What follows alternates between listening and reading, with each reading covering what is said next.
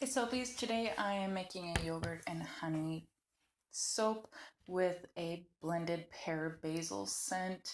So here I am mixing my lye solution. This is water with some dendritic salt.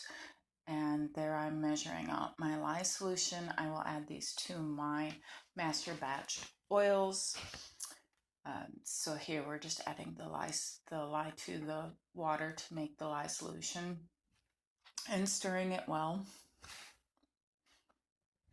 And stirring some more.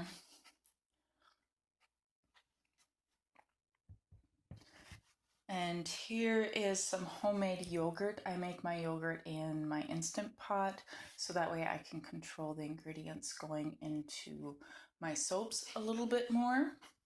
And this is some dry milk that I had in my pantry that wasn't getting used, so I've been putting it into soaps. And this is, I believe this is Pear Green from Micas and More, and our essential oil is Sweet Basil from New Directions, and the fragrance oil is fresh picked pear from WSP. And there's some stearic acid that I melted and added that gives it a little bit of hardness.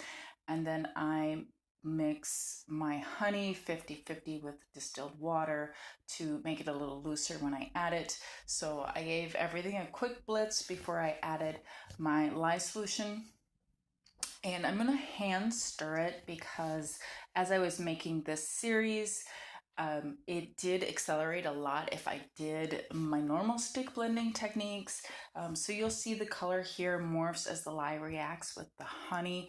It does go back to a lovely green color.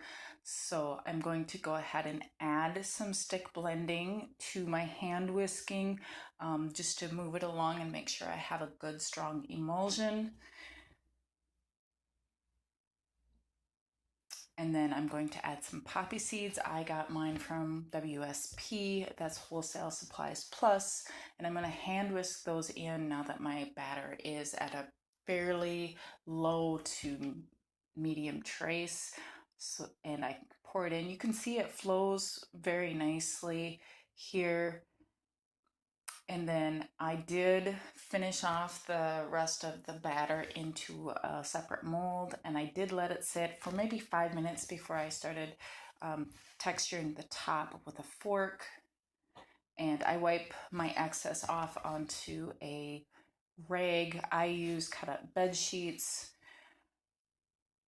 and then just texturing the top with a spoon. And it's good to go. And here I am cutting it. This is probably 12 to 15 hours. That's about the typical rate of time in between making, pouring, cutting that I like to do. And yes, my wire cutter is missing a string. It's a dilemma that I have. And you can see the poppy seeds are just really nicely suspended. This one smelled fantastic.